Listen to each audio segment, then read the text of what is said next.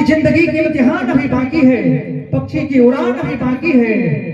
अभी तो सिर्फ पर्वत पार किए हो, तीसरी आना है तो आओ, अभी आसमां भी बाकी है हमारा बबू।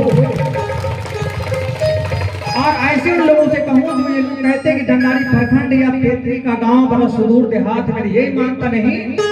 ये कहूँ कि गमों की आंच के आंसू डाल कर देखो, बनने के रंग किसी पर डाल कर देखो, आपकी दिल की चुभन जरूर कम होगी। इस प्रखंड की सेवा करके जरा देखो, हमारे में इतनी ताकत है, हम इतने अच्छे लोग हैं। लेकिन यहाँ देहात समझ कर ऐसा करते हैं। मैं आशा करता हूँ कि आप अपने विभाग को आगे बात को रखें ताकि हमारे देहात के बच्चों के लिए सर्वांगीण विकास की बात हो सके। और प्रखंड के भी मालिक हमारे बीच में बैठे, मैं इनसे भी आग्रह करूंगा कि ये तो हमारे ग्रामीण हैं, तो ये भी अपने कलम के जोर से ये लगाएं कि हमारा गांव, हमारा एरिया बेजोर हो सके। हमारे बच्चे कमजोर इसलिए होते हैं कि बेजोर लोग यहाँ मिलते नहीं हैं, और बच्चे कमजोर इसलिए होते हैं कि बच्चे जोर कम लगाते हैं। तो कम जोर लगाने से बच्चे कमजोर हो जाते हैं। हम लोग अपने प्राइवेट सेक्टर के लोग प्रयास करते हैं कि हमारा बच्चा बहुत अधिक जोर लगाए, बेजोर हो जाए। लेकिन अगर आपकी कृपा हो जाएगी तो सब हम लोग निहाल हो जाएंगे, हमारा कल्याण हो जाएगा।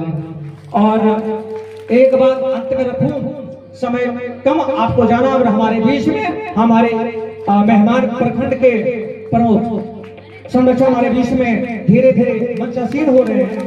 आभार व्यक्त करता हूं अपने रंगमंच से, ज्ञान भारती क्लासेस की तरफ से बहुत बहुत धन्यवाद, आभार।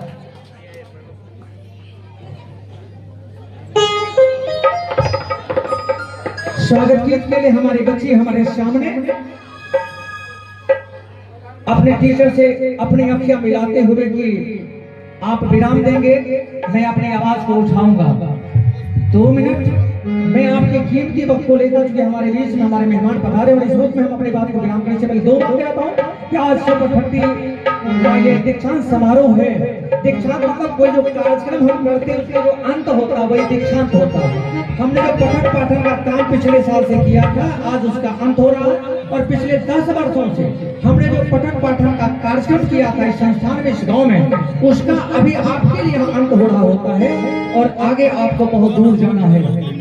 सो हम यहाँ इस दीक्षांत समारोह में चूंकि एक साथ खुशी और गम दोनों सामने सामने है, और गम भी वो मजे के लिए है और खुशी भी मजे के लिए है। इस बिटिया इस बेटे को यहाँ से छोड़ेंगे नहीं, तो बाहर के गेस्ट हमारे बीच में फैकल्टी बैठे हुए हैं, उनकी भी सेवा किस तरह से होगी। इस रूप में विशेषता कहते हुए समय का ख्याल ये करते हुए कि गुलशन रही तो फूल खिलेंगे ही, जिंदगी रहेगी तो फिर मिलेंगे ही, आपके बीच में आएंगे, ऐसे ऐसे मेहमान आएंगे और आपके लिए कि गमों के आंच के आंसू डाल कर देखो, बने के रंग किसी पर डाल कर देखो, आपकी दिल की चुभन जरूर कम होगी। एक बार सुपर 30 में एडमिशन करा के जरा देखो, कमाल हो जाएगा, कमाल हो जाएगा। तो धन्यवाद।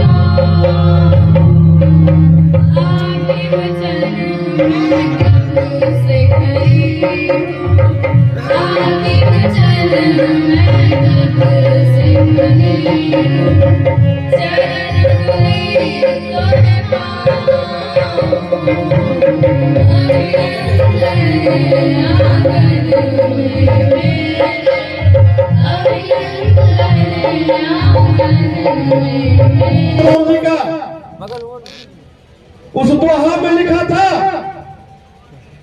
कि तुम सूरज की तरह चमकना चाहते हो तो सूरज की तरह जलना पड़ेगा। अगर तुम सूरज की तरह चमकना चाहते हो तो सूरज की तरह चलना पड़ेगा। इसका मतलब है हुआ तुम लड़का हो या लड़की हो, जो हो तुम हमारे देश का भविष्य और जो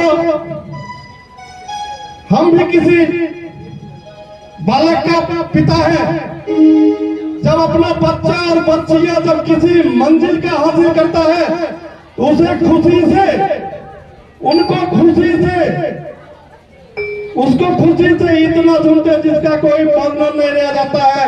इसलिए तुम इस देश के भविष्य होने के नाते अपने माता और पिता को भविष्य हो। हमारे कहने का मतलब है कि तुमको बोले थे कि सूरज की तरह चमकने से पहले सूरज की तरह जलना पड़ेगा। इसका मतलब वही हुआ तुम्हारे पर जो अपने माता पिता समाज और देश, मैं भी बोल रहा हूँ कि मेरे देश का भविष्य तुम लोग हो, बच्चा हो या बच्चियां हो।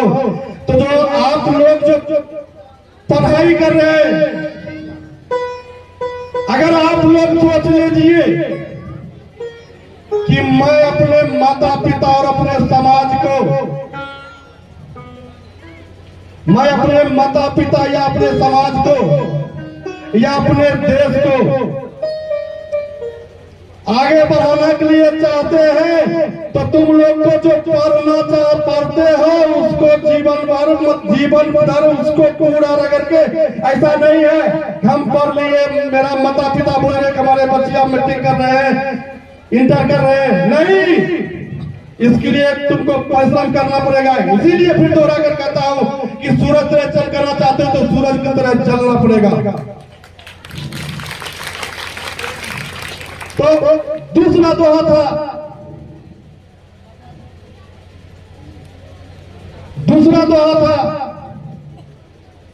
और सफलता से बेसी और सफलता का पन्ना उठाना।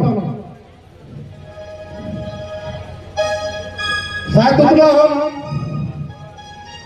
शिक्षा को ज्ञान नहीं है, लेकिन जो टूटा फूटा हमने समझ मारा है, ये सब जो मेरे गांव का भविष्य, इनसे कुछ देखती मार के सीख के बोली चाली के दरगाम जो इनसे मैं सीखा हूँ। मैं कभी स्कूल नहीं गया हूँ, सारे मेरे गुरुजन हैं और बच्चा और बच्चियां हैं, कभी हम स्कूल नहीं गए हैं। लेकिन देवेंद्र बाबा है, मेरे भाई पिता तो मेरे भाई हैं, इन्हीं के साथ रह के कुछ बातचीत के दरमियान में मैं कोई शिक्षा ग्रहण किए हैं, किसी कलम से नहीं, किसी बातचीत के दरमियान में हम शिक्षा ग्रहण करते हैं। ये तुम लोग के साथ हम शेयर करना चाहते हैं।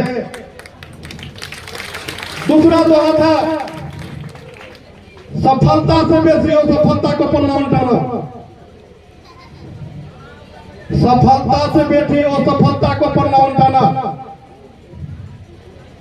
बच्चा और बच्चियां, इसका मतलब ये हुआ तुम ढेर सारा विषय लेकर पढ़ते हो। जिस विषय के बारे में मैं शायद बोल नहीं सकता हूँ, गणित पढ़ते हैं, साइंस पढ़ते हैं, इंग्लिश पढ़ते हैं, सब ऐसा पढ़ते हैं, लेकिन हो सकता है आपका गणित हो, साइंस कमजोर हो। तो ऐसा नहीं है कि मैं उस विषय को जिसको खूब आते हैं हम सर के सामने खूब बोलेंगे, खूब रहेंगे, लेकिन जो विषय आपका कमजोर है सबसे ज्यादा उसी विषय पर आपको मंथन करना पड़ेगा और उसी विषय का आपको उत्थान करना पड़ेगा। तब भविष्य में आप जाकर एक देश का भविष्य, एक छात्र हो या छात्रा हो, मेरे देश का भविष्य होंगे। मैं इस संस्थान में एक बात भूल गए थे, इस मंच पर आने के लिए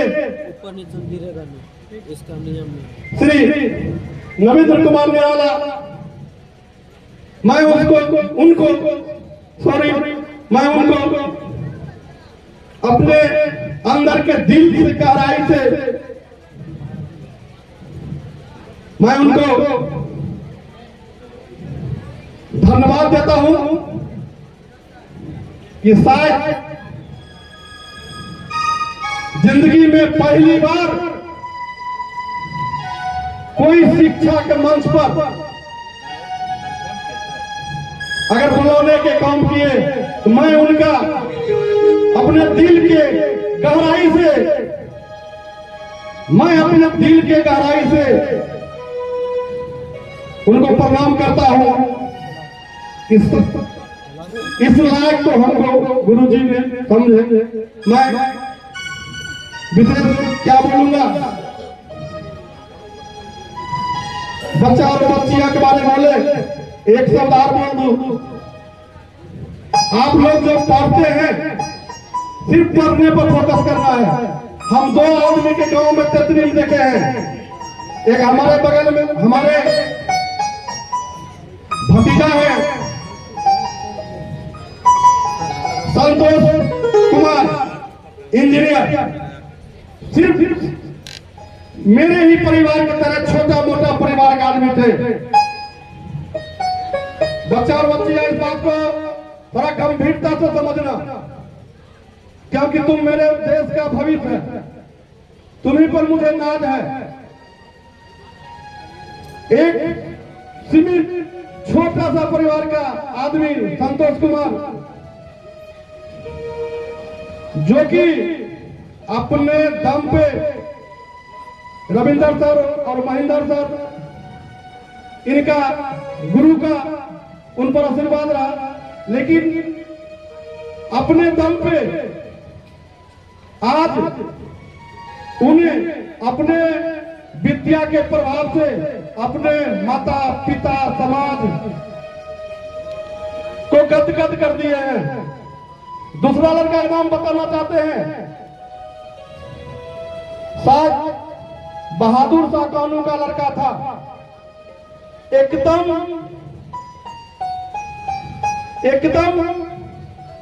गरीब परिवार का लड़का था वो।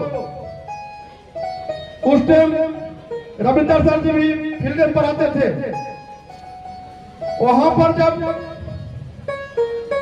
वो बच्चा वहां पर किसी के साथ लड़ाई भी होता था, उस लड़ाई पर उसका कोई ध्यान नहीं था।